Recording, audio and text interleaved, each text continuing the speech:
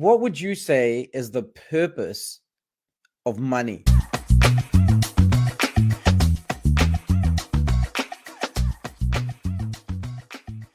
Let's start there. Money, right? Because Yes.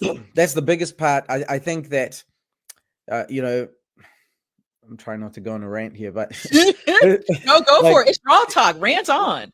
Jesus talked so much about resources, wealth, and money, and Christians, we've been so confused around that issue or conflicted Sure. around how do we feel about it. What would you say is the purpose of money? Yeah. I mean, to me, it's a resource to be stewarded for God's purposes, which can include, and other things include, it takes money to actually live. You've got basic expenses and essentials for your home, right? You've got the things that God's put on your heart, the good works that He's called you to, whether it be in giving and stewarding other things.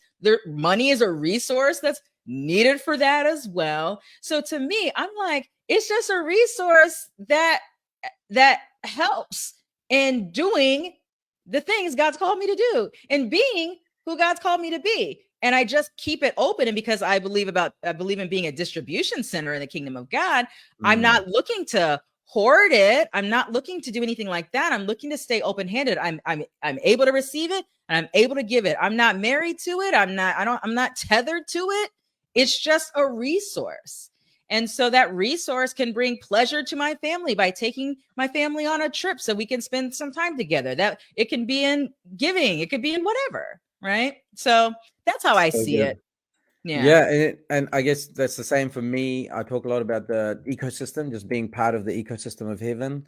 Yeah. And obviously, we've heard Jim Baker talk about the pipe, and you get to Yes. drink from the pipe. And I've Yes. talked a lot about if I'm able to receive something and give it away at the same speed, then I know I'm in a good place, giving and receiving Yes. out of a bigger system. But did Yes. you ever have to face your limiting beliefs? Like, what were some beliefs for you? So, Yeah. for example, for me, I in my early stages when I got saved, money was like this: just God brings it, and that's it. Like that Yes. was a real limiting belief. I had no understanding of uh, co-creating with Him or Right. co-laboring with Him, and it was like God's just deciding, and He's in charge, and He puts people through these poverty tests to see if they will. You know, Right. I'd have these Right. these ministers would come and share, and they'd be like, "Oh, we were down to our last can of spaghetti in the pantry, and and then God will test you." And so I had this weird view of God and money, and it actually put a lot of fear in me. And I would say many times to the Lord, like, "Oh, you probably don't need to test me and my finances," like, because it was not about His heart anymore or Him Right. maturing me. It just became about this weird concept of money. Did you have any limiting beliefs like that you walked through? Yeah. So my starting point, I didn't think about God in any way about money. I just thought it was my job to go out there and get it. And so Mm, my starting point, my limiting belief starting point with money, it was that it all started and ended with me. So that would have been my limiting belief. mm, It's the grind. It's the, if it's going to be, it's up to me. I'm going to, so I would have always have been limited. I would have been limited by doing things in my own strength without any insight whatsoever in God's role in that, in Him as provision Himself, and all the various flavors of which that gets, expressed in our lives. And so to me, that was my massive limiting belief. Then I would say shortly, like when I'm thinking about kind of in my adult years, when I kind of chose my own church and was just kind of going to church and all the things, I remember I was probably it was early 20s, the first church my husband and I went to after we got married. And I remember being in service, and there was some guest pastor that was there that day, and he had asked us to he wasn't just like doing the $1,000 line, $2,000 line. It wasn't like one of those situations, but he did ask us to ask God about what we were to give. And I remember this. I remember my husband and I would have this thing where we would pray, and then we would look at each other and give the number, and then we would go with whoever's number was higher, right? And so wow. this particular time we did that, and we both had the same number. And I don't remember what the number was, but it was probably like 1,000 or 2,000 or something like that. And for us, that was massive. You might as well have been asking, it might as well have been $1 million at that time, Mm, right? Newly married, like didn't have a ton of money in our savings account at that time. It might as well have been $1 million. And I remember in that moment, we were just like, and this was before I even had intimacy with God, but there was something around that moment of that agreement within my husband and I that we're just like, we're just going to trust God and we're going to go for it. Right.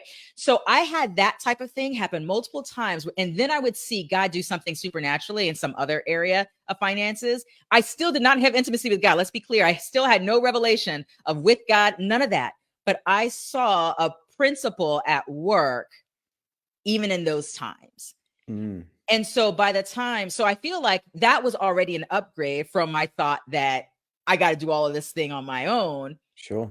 But it was still limited in that perspective too. It's not until I was then growing in with God and then having other adventures. And I did, you were talking about that test. You talked about the poverty test. I didn't have it wasn't a poverty test, Joseph, but because I came from this perspective that my job was my source, all these other things were my source, and I didn't have revelation, even though I was experiencing these other things, I did not have a revelation that God is the source. And so when he called me out of my corporate job, and I'm like, okay, I don't know how this is all going to play out. We didn't go, it's like we went through a phase where we went down so low that I had no choice but to learn and get a revelation that he was provider. Like he is provision himself. And I'm grateful for that. It didn't take long, but I'm grateful for that because I knew that that's a revelation I needed to have for the rest of my life. Mm.